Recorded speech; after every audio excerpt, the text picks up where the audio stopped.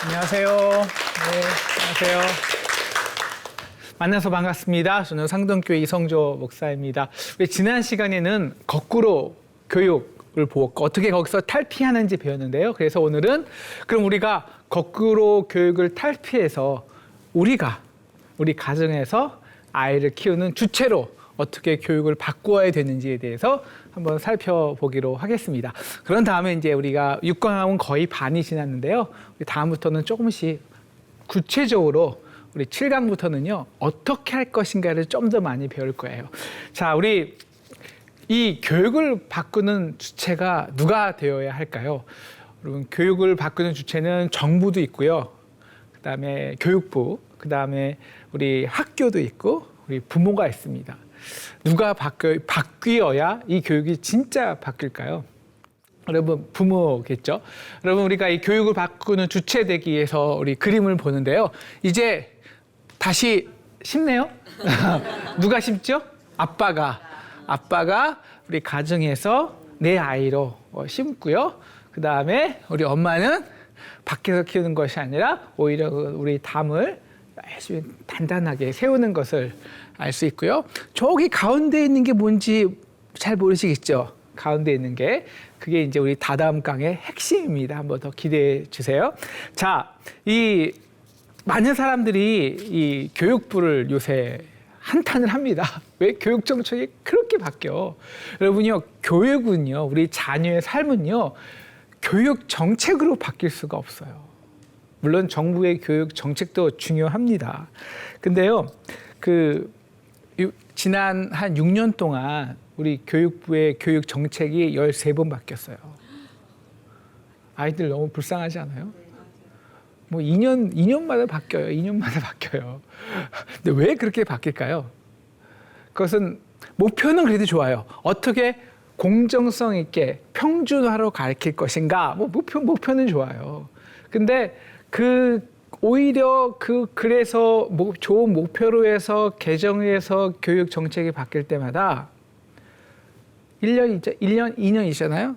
그러면 그걸 따라오는 사람들이 있어요. 사교육. 여러분, 우리 경제에도 보이지 않는 손이라는 게 있죠. 정부의 규제는요, 보이지 않는 손을 이길 수가 없어요. 규제는 경제 수많은 사람들이 이익을 향한 목적을 보이지 않는 손을 이길 수가 없어요. 여러분, 교육도 똑같아요. 왜 교육이 정책으로 안 바뀌냐? 보이지 않는 손이 있기 때문에요. 보이지 않는 손, 첫째, 아니 스카이죠. 더 좋은 대학이 있잖아요. 그 좋은 대학은요, 아무리 정책이 바뀌어도 자기네들의 그 좋은 대학이라는 차별성 우위를 높이고 싶겠어요? 낮추고 싶겠어요? 높이고 싶겠죠. 무슨 수를 써더라도 그래서 더 좋은 아이들을 뽑고 싶겠죠. 그리고 거기에 그 많은 좋은 대학에 가고자 하는 수많은 아이들이 있죠. 수많은 부모들은 어떤 값을 치르고도 꼭 그 좋은 서열을 해야 되는 대학을 보내고 싶잖아요. 여러분, 이 수요와 공급이 있는 한 정책으로는 도저히 바뀔 수가 없어요.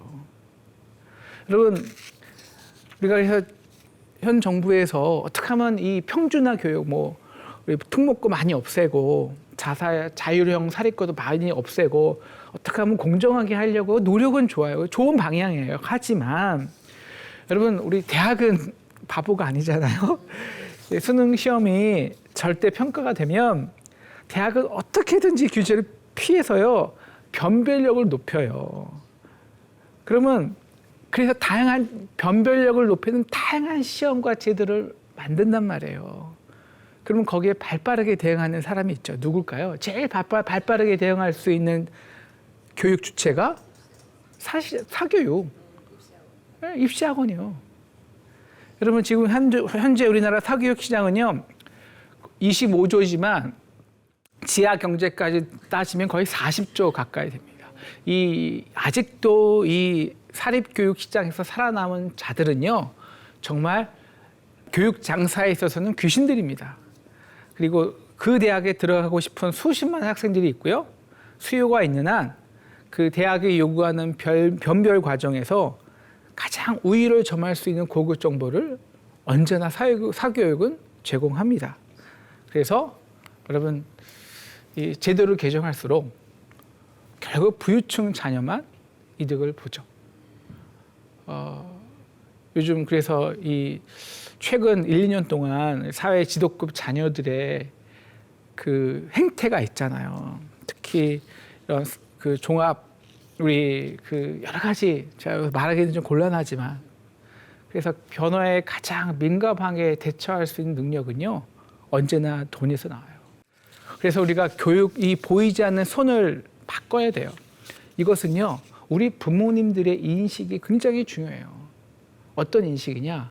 앞으로 이 코로나 이후 모든 비대면 활동 속에서 온라인 교육 시장이 활성화됨에 따라 우리가 전통적으로 알고 있는 교육의 대학의 서열 지위가 결국은 다 사라집니다. 우리 인공지능 시대에 있어서는 이 기존에 있는 학문을 보다 잘 가르치는 기존적 질서에서의 모든 교육은 결국 다 무너지게 되어 있습니다. 그러니까 이미 변화는 시작되었고요. 부모의 능력은 조망력이 굉장히 중요해요. 조망력이란 먼저 사회가 어떻게 변하는지를 보고 그 변하는 흐름에 자녀들을 적응시키는 겁니다. 이건 부모만이 할 수 있는 능력이에요. 시대를 볼 수 있어야 합니다. 여러분, 시대는 변합니다. 이제는 성공의 정의가 다양화되는 시대입니다. 결코 대학 서열이 우리 자녀의 성공을 보장하지 않습니다. 그런 시대는 지났어요. 그래서 요새는 아이들 BTS처럼 어려서부터 춤 가르치고 노래 가르치고 많이 그렇게 하잖아요.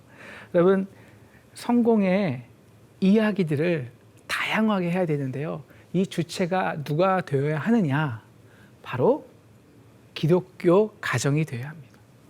여러분, 기독교 가정은요, 유태인 가정도 마찬가지겠지만 언제나 성공이란 그 세상의 질서를 언제나 넓혔던 것이 역사적으로 기독교 가정이 했던 가장 이 사회의 혜택과 이 사회에 주었던 선물이에요. 우리나라도요, 옛날에 성공이 어떤 게 성공이었냐면요, 좋은 서당 가는 게 성공이었습니다. 근데 현재식 교육을 누가 했냐면 기독교가 했잖아요. 그래서 정말 종들도 학교에서 한글을 배웠잖아요. 이게 성공에 다양하고요. 그래서 세상의 질서를 무너뜨리고 하나님 나라의 다양한 질서를 세우는 게 우리 기독인들이 하는 거예요. 언제나 사람들은 이렇게 말합니다. 아유, 나 하나 변한다고 세상이 변해? 아니요. 여러분, 그거는 신앙인이 하는 이야기가 절대로 될 수가 없습니다. 여러분, 성경의 이야기는요, 모두가 한 사람이 세상을 변화시키는 이야기예요. 하나도 예외 없이. 하나님은 아담 한 명을 만드셨죠. 그죠? 그 아담을 통해서 한 명으로 죄가 들어왔지만 또 다른 한 명으로 구원이 들어왔죠. 이게 예수님이죠. 아브라함 한 명을 선택하심으로써 세상의 구원 역사를 시작하셨습니다.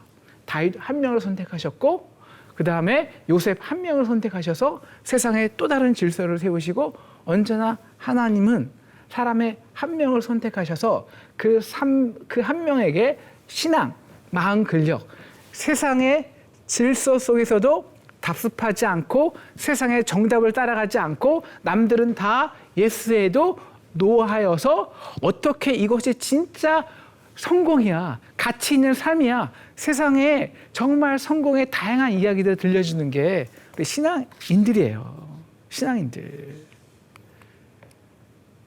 여러분, 세상은 계속 바뀌고 있어요.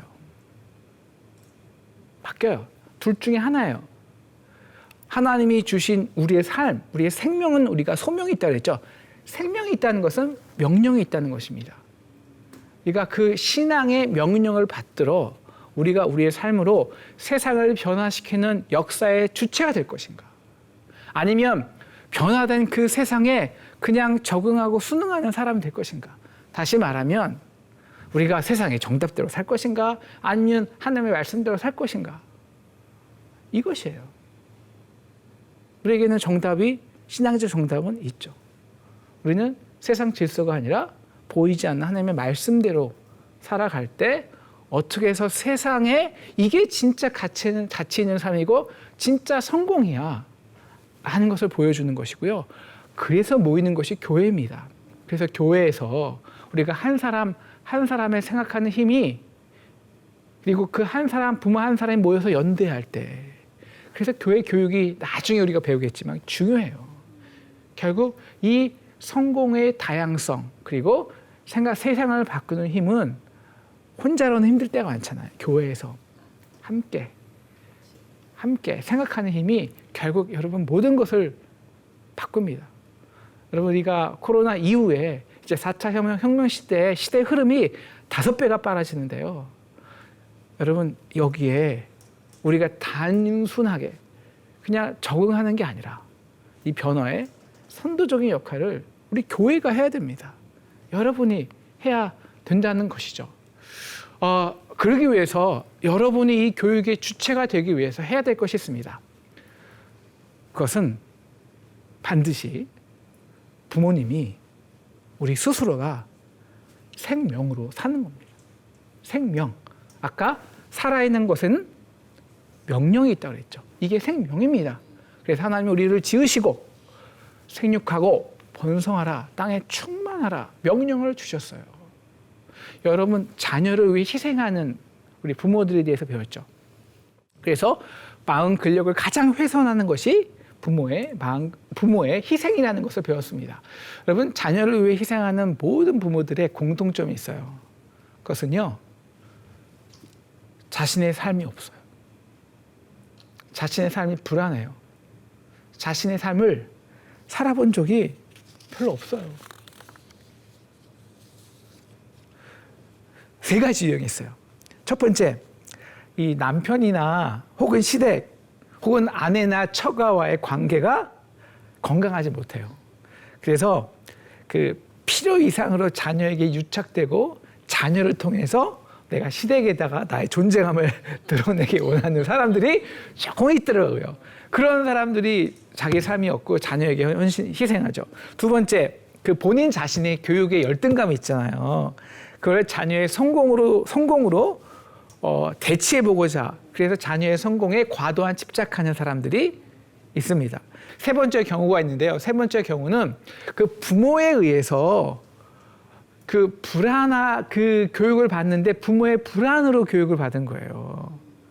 그 부모의 불안과 두려움이 유전된 것이죠. 그래서 부모가 불안해서 과도하게 그냥 잔대깎기 엄마처럼 과도하게 아이들을 그냥 보호하고 아무것도 못하게 하고 그냥 끝까지 쫓아가서 하나하나 다 해주고 아이들하고 놀게 하지 못하게 하고 다칠까 봐, 이런 부모들. 그 부모가 그런 교육을 받으면 자녀도 그렇게 키우는 거예요. 부모의 불안으로. 그래서 한국 교육은 부모가 키우지 않고요, 부모의 불안과 염려로 키웁니다. 그래서 그 자녀가 또 그렇게 불안과 염려로 자기 자녀를 키우게 되는 거예요. 이게 계속 물림되는 거죠. 반대의 경우 있어요. 건전한 사랑을 받아보지 못한 부모가 그 자기가 받지 못한 사랑을 과도하게, 오히려 집착적으로 더 많이 아이들한테 사랑을 베푸는 경우죠. 그거는 사랑이 아니라 희생이죠. 희생은 건강하지 못하죠. 결국 이런 모든 이 마음 근력을 훼손하는 부모의 특징은요, 딱 하나예요. 내 삶이 없어요. 내 삶이 없어요. 이건 신앙인이 아니에요. 신앙은 명령이거든요. 소명이거든요. 그러니까 내가 자식을 키운 게 아니에요. 내가 자녀를 키운 게 아니라 부모의 불안이 자녀를 키웠기 때문입니다. 그래서 결국 삶이 행복한 부모가 내 자녀로 키워냅니다. 내가 내 삶에 행복하는 거예요. 우리 한번 그 앞에 있는 문장을 같이 한번 읽어볼까요? 시작. 우리는 단 한 번의 인생을 산다. 그 삶이 주는 명령에 충실히 살아서 지금 내가 행복해야 한다. 자녀를 위해 우리의 행복을 미루면 자녀의 행복은 영원히 찾아오지 않을 수도 있다. 자기 삶의 의미를 자녀의 행복에서 찾는 것은 너무나도 이기적인 그리고 가장 무책임 자기 복제일 뿐이다. 부모의 자기 복제의 대상이 된 순간부터 자녀는 스스로 성장할 기회를 원천적으로 뺏기기 때문이다. 그래서 여러분 꼭 여러분의 삶을 살아야 돼요. 이것은 꼭 여러분이 전문직을 가지라는 게 아니에요. 여러분이 꼭 이건 내 일이야. 그리고 너 알아서 살아. 이게 아니죠. 그래서 하나님이 주신 소명이에요.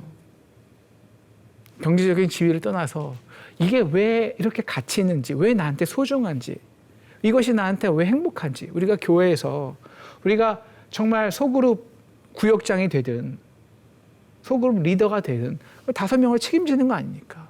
여기에 하나도 하나님이 주신 소명이잖아요. 이걸 통해서 그들이 왜 이것이 나한테 중요하고 이럴 때 이것이 나한테 얼마나 행복이 되고 이걸 통해서 어떻게 하나님 나라가 창조되는지 아이들이 그 속에서 본다면 아이들이 그 부모의 삶을 보면서 마음 근력을 키울 수밖에 없는 것이죠. 그래서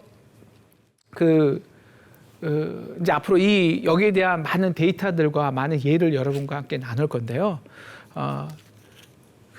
자녀를 위해 희생한 부모가 아니라 자신의 삶이 행복한 부모가 내 자녀를 키워낼 수 있습니다. 그리고 그래서 우리가 유일하게 세상에 남기는 게 있어요. 진짜 내 자녀죠. 여러분, 삶이 참 공평한 게요. 여러분, 우리가 하나님께 한 삶을 부여받았잖아요. 뭐 70년 살든 80년 살든 100세 시대라고 하지만 여러분 그 100세 시대에서 결국 우리가 남겨놓을 게 뭐가 있을까요? 여러분 재산 남겨놓을 수 있을까요? 남겨놓지만 또 자녀에게 다 싸움거리면 되잖아요. 여러분 지식을 남겨놓을 수 있을까요? 여러분 지금 지식은 1년도 그 지식의 유통기간은 1년도 안 됩니다. 여러분 아무것도 남겨놓을 게 없어요. 우리가 진짜 내 삶의 성공은 딱 하나예요.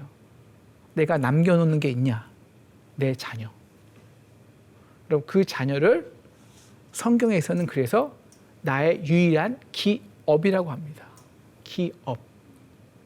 우리 시편 117편 3에서 5절까지인데요. 보라, 자식들은 여호와의 기업이요.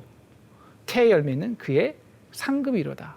이게 뭐 자식자 잘 기르자 이게 아니라요. 우리가 주님이 하던 생명으로 살 때 그 생명의 터에서 아이들이 정말 하나님의 놀라운 나무들로 담을 넘어 생명의 열매를 내는 나무가 되는 거예요. 그 나무에 또 떨어져서 거름이 되고 그 부모의 걸음 속에서 또 다른 자녀들이 자라고 그래서 결국 이것이 기업이 되는 거예요.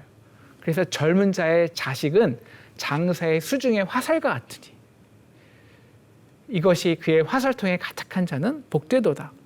여러분 그냥 많다는 게 복이 아니에요.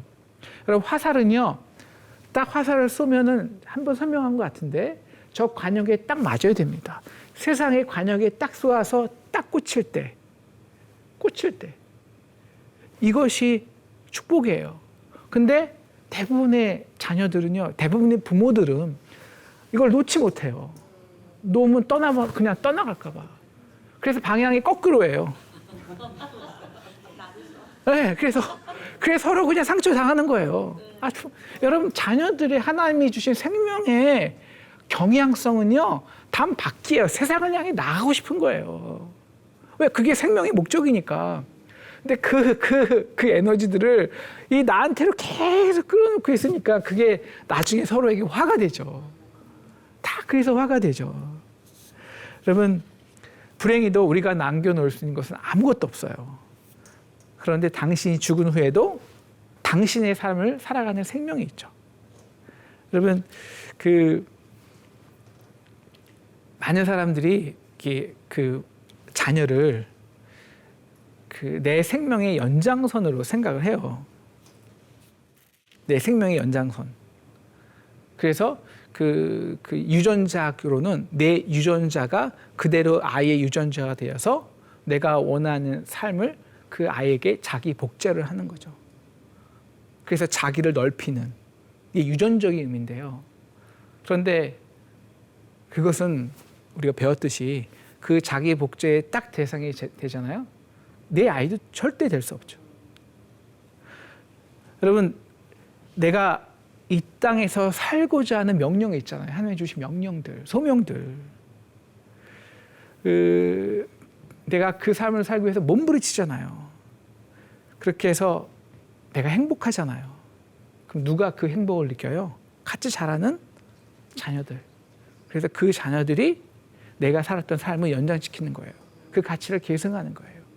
이것이 기업이에요.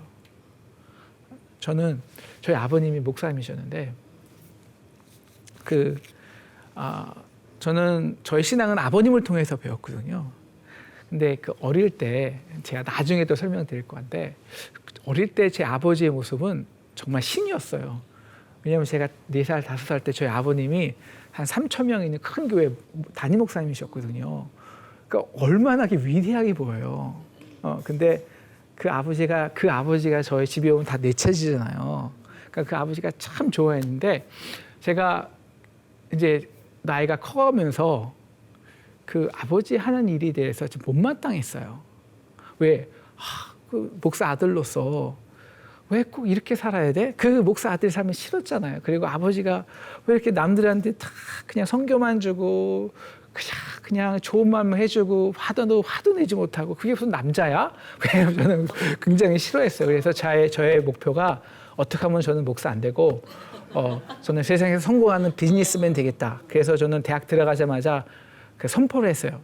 저는 절대 목사 안 되고 만약에 제가 목사 되면 그냥 삶을 안 사는 게 낫다. 진짜.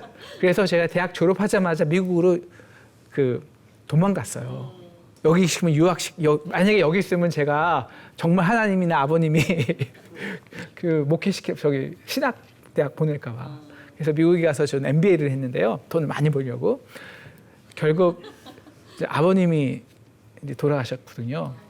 아버님이 돌아가셨고, 그 장례식 때, 저는 뭐 유학 생활을 좀 하고 있었으니까 자세히는 어릴 때부터 아버님 목회했으니까 아주 자세히는 모르는데 그렇게 나이 드신 할머니들이 이렇게 많이 오셔서 울고 애통해 하시고 그러면서 아버님이 어떻게 생전에 그 할머니들 특히 저희 교회 동네에는 이제 가난한 할머니들이 많이 사셨는데 얼마나 사랑해 주셨는지 품어주셨는지 그 얘기를 많이 하신 그게 듣게 되었어요. 그리고 이제 제가 이제 그때 마침 이제 MBA도 끝나고 내 삶을 어떻게 살아야 될까. 결국 그 가치가 돈보다 뛰어나더라고요. 그래서 제가 제일 하기 싫은 목회를 하게 되었잖아요. 왜냐하면 아버님의 생명이 그렇게 기업이 되는 거예요. 기업이. 그래서 저희 아버님은 기업을 만들고 이 땅에 기업을 남기신 거죠. 저희 형님도 이제 목사님이신데요.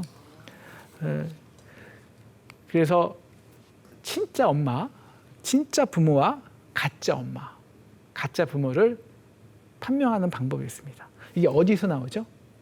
솔로몬에서 나오죠. 솔로몬에서, 그죠? 여러분, 두 아이 엄마가 있었어요. 근데 같이 자다가 어떻게 한 아이 엄마가 잘못해서 아이를 깔고 주무셔서 아이가 생명이 이제 없잖아요. 여러분, 아이 키워보셔서 아시겠지만 여러분 아이를 키운다는 게 얼마나 수고스러운 거예요. 근데 그 엄마가 죽어있는 아이와 살아있는 아이를 볼 때 그 살아있는 아이를 보고 그 아이를 내 아이로 빼앗았어요. 왜냐하면 살아있다는 거. 그렇게 매력적이잖아요. 수고가 있지만 그게 탐이 난 거예요. 그 생명 때문에 탐이 난 거잖아요. 그래서 내 아이로 속였어요. 자, 말로는 누가 진짜 엄마인지 누가 가짜 엄마인지 절대로 모릅니다. 말로는. 여러분, 말로는요, 누가 진짜 목사인지 누가 가짜 목사인지 몰라요. 말로는요, 누가 진짜 좋은 선생님인지 나쁜 선생님인지 말로는 몰라요. 근데 이 진짜와 가짜가 정확히 딱 완전히 딱 갈라질 때가 있습니다. 솔로몬이 칼을 갖고 오라고 그러죠. 그래서 칼로 정확히 그 바늘을 갈르라 그래요. 이게 기계적인 공평이에요. 기계적으로는 공평해요. 물질적으로는. 그죠? 이만큼 내가 갖고 이만큼 내가 갖는 거예요. 그런데 이 기계적 공평으로 뭐가 죽어요? 생명이 죽잖아요. 근데 아까 그 가짜 엄마는 뭐가 그렇게 탐이 났다고요? 생명이 그렇게 탐이 났잖아요. 그 생명을 얻고 싶어서, 그 생명을 내 것으로 만들고 싶어서 남의 아이까지 내 아이로 바꿔치기 했잖아요. 그런데 지금 생명이 죽잖아요. 그런데 어떻게 말을 해요? 차라리 내 아이가 되지 않으려면 저 사람의 아이도 되게 하지 말라. 생명이 중요한 걸까요? 내 아이가 되는 소유가 중요한 건가요? 그렇죠? 생명이 중요한 거예요? 소유가 중요한 거예요? 이 여인에게는. 그렇죠. 소유가 중요한 거죠. 그러니까 생명이 중요했는데 생명은 어딘가 버리고 이제 소유, 내 아이, 내 것 이것만 된 거예요. 여러분, 이 땅의 모든 생명의 가치는요. 내가 그것을 소유하려 하잖아요. 다 사라집니다. 다 사라져요. 제가 미국에서 오래 있었는데요. 너무너무 안타까운 게 있어요. 미국 교회는 뭐 여러 가지 좀 문화적인 환경적인 요인이 많아서 이렇게 좀 싸우는 경우가 좀 잦나 봐요. 그래서 그때 어떤 교회까지 싸웠는데 싸우다가 이제 많이 갈라지면서 뭐 교회 이름은 누가 갖고 교회 건물은 누가 갖고 교회 건물 중에서 모으는 막 이렇게 서로 기계적으로 공평으로 딱 사이좋게 갈라가지고 우리 개척해서 살자 딱 갈랐어요. 아주 멋있게 갈랐어요. 그 다음부터 누가 안 나와요? 자녀들이 안 나와요. 자녀들이. 그 교회. 양쪽 교회. 여러분, 진짜 부모는 뭐라 그럴까요? 진짜 부모는, 진짜 엄마는 그 상황에서 뭐라 그럴까요? 솔로몬에게. 내 아이가 되지 않아도 좋다. 그 아이의 생명만 살려달라. 진짜 엄마는요, 소유를 포기해요. 생명 때문에. 이것이 진짜 엄마예요. 여러분, 아이의 생명을 위해서 여러분의 소유권을 포기하셔야 됩니다. 아이들이 우리 맨 처음 그림같이 정말 그 담을 넘어서 이 세상에 그 풍성한 생명을, 열매를 맺게 하는 그 생명력 있는 담을 넘는 자녀로 키우기 위해서는요, 내 아이라는 주장을 포기하셔야 됩니다. 여기서 우리가 진짜 부모인지 가짜 부모인지가 결정나죠. 그래서 내 아이라는 권리를 포기하고 하나님이 잠시 내게 맡긴 선물로, 그래서 독립적인 타자로 아이를 존중하는 연습을 하는 거예요. 여러분, 마음 근력을 키운다는 건요, 아이를 존중해 준다는 거예요. 귀중한 사람으로. 내 아이의 내 것, 내가 마음대로 할 것이 아니라 존중해 주는 거예요. 너도 하나님의 명령이 있어. 너도 하나님의 명령이 있다고. 그 명령을 우리가 뭔데, 뭘 알아서 감히 가르쳐요. 교육해요. 스스로 커가는 거죠. 여러분, 그래서 데이터가 말하는 진실이 있는데요. 여러분, 어떤 부모의 자녀가 성적이 좋을까요? 그 괴짜 경제학에서 스티븐 레빈스하고 스테판 더브너 교수가 여러 가지 희귀 분석, 통계 분석을 통해서 어떤 부모의 자녀가 공부를 더 잘할까 연구를 했어요. 그러니까 여기 부모가 자녀에게 어떤 교육을 하는가, 뭐 여러 가지 교육 방법 많잖아요. 그게 중요할까요? 아니면 부모 자신이 어떠한 사람인가, 이게 더 중요할까요? 그렇죠. 이게 더 중요할 게 보이죠, 당연히. 구체적으로, 그러니까 부모가 책을 열심히 읽어주는 게 더 상관관계가 클까요? 아니면 부모의 집에 책이 많은 게 상관관계가 클까요? 그럴 것 같죠. 근데 책을 읽어주는 것보다 부모가 책을 더 많이 읽어서 그 책이 많은 부모가 더 상관관계가 컸다는 거예요. 네. 여러분, 부모 교육 수준이 높고 사회 경제적 지위가, 그 사회적인 그 안정성이 있는 사람이 더 그 자녀가 공부를 잘할까요? 아니면 열심히 그 자녀 교육에 열심히 자기를 수고하는, 그 자녀 교육에 자기를 헌신하는 부모가 더 부모의 자녀가 성공할까요? 공부를 잘할까요? 첫 번째겠죠. 네? 그러니까 내가 어떤 교육을 하느냐보다 내가 어떻게 성장하냐, 내가 어떤 사람인가가 교육에는 훨씬 더 중요한 거예요. 또 다른 연구 결과가 있는데요. 그 부모의 경제적 지위가 있고요. 그 다음에 부모가 사회성에서 누리는 행복도 있잖아요. 사회적 행복도가 있고요. 그리고 부모의 학력이 있어요. 이 세 가지 중에서 자녀의 교육 성취도하고 가장 밀접히 관련 있는 게 무엇일까요? 첫 번째, 부모의 경제적 지위. 두 번째, 부모의 사회적 행복도. 세 번째, 부모의 학력. 뭘까요? 뭐요? 이제 여러분이 강의를 잘 들으셨다는 증거가 여기서 나옵니다. 바로 부모의 사회적 관계성이에요. 행복도. 물론 그 부모의 경제적 지위도 중요해요. 부모의 학력도 중요해요. 이게 다 상관관계가 있어요. 강한 상관관계가 있는데 부모의 학력이나 경제적 지위를 통해서 부모가 실제적으로 사회 관계 사람들과 사회 자기 주변 사람들과 행복한 경우, 영향력이 있는 경우, 이 경우예요. 그러니까 부모의 학력이 있어도 돈이 많아도 부모가 내가 일하는 것을 통해서 행복을 느끼고 내가 일하는 사람들과 관계가 행복하지 않으면 부모의 그 자녀의 교육 성취도가 낮다는 거예요. 그래서 중요한 거는 여기서 아까도 말씀드렸지만 꼭 여러분이 경제적으로 높은 학력이 필요는 없어요. 다 박사학위 나오고 다 전문직 안 해도 돼요. 더 중요한 게 바로 지금 내가 하는 일, 내가 소명이 있어서 하나님의 소명이 있어서 교회에서든지 이웃을 통해서든지 내가 하는 일을 통해서 내가 스스로 행복하고 있느냐, 내 삶에 있느냐, 내 삶에 있는 부모가 진짜 내 자녀를 키우는 거예요. 그래서 우리 부모가 자신의 삶을 살면요, 자녀도 스스로 성장합니다. 근데 여기서 참 어려운 게 있어요. 우리 교육의 목적에 있어서, 성경식 교육의 목적에 있어서 이게 내 자녀를 키우되 보내야 되잖아요.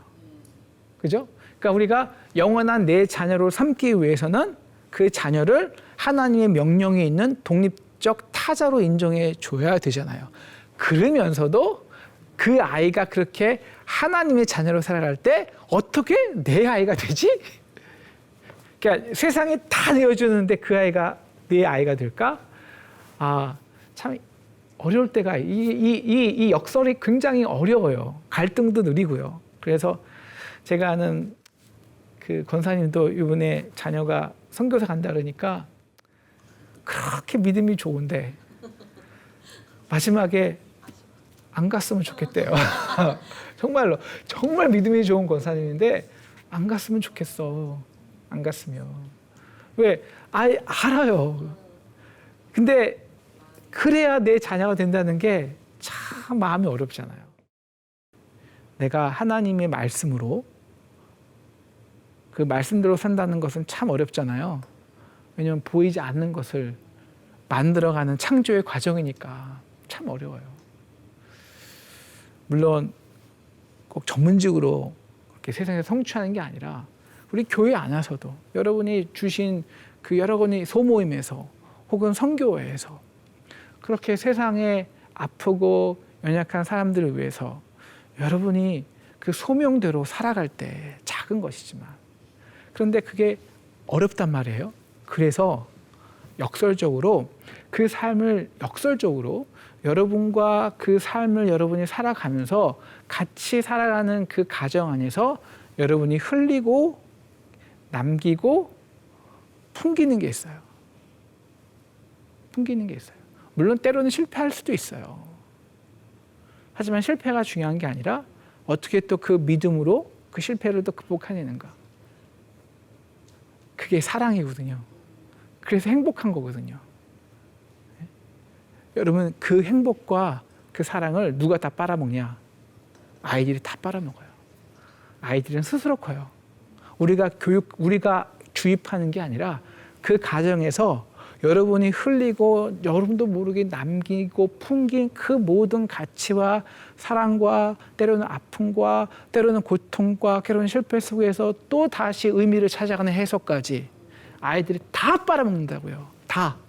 그래서 아이들을 스스로 키우는 거예요. 그래서 결국 우리 아이들은 여러분들이 사랑하는 것을 사랑하게 되고 여러분이 느낀 행복을 느끼고 여러분이 느낀 가치를 또 세상에 더 계승하고 더 발전시켜서 진짜 우리의 진짜 자녀, 우리의 기업이 되는 겁니다. 그래서 자녀들은요, 결국 부모가 사랑하는 것을 사랑하게 돼요. 그래서 부모가 얻은 행복을 얻기도 하고 부모가 겪은 아픔과 불행을요, 그대로 답습하기도 해요. 이것이 존중되어야 하지만 그러나 너무나도 무서운 자녀에 대한 부모의 권력입니다. 또 권위예요. 여러분 이 권위를 잘 사용하시기를 부탁드립니다. 그러기 위해서 여러분이 먼저 어떤 삶을 살아야 된다고요? 행복한 삶, 내 삶. 하나님의 명령으로 인해서 행복한 삶을 사서 그게 여러분의 자녀를 열심히 여러분의 자녀를 키우는 생태계라는 걸 잊지 마시고 바로 그 생태계에서 여러분의 자녀를 키워내는 저와 여러분 되기를 축원합니다. 축복합니다. 감사합니다.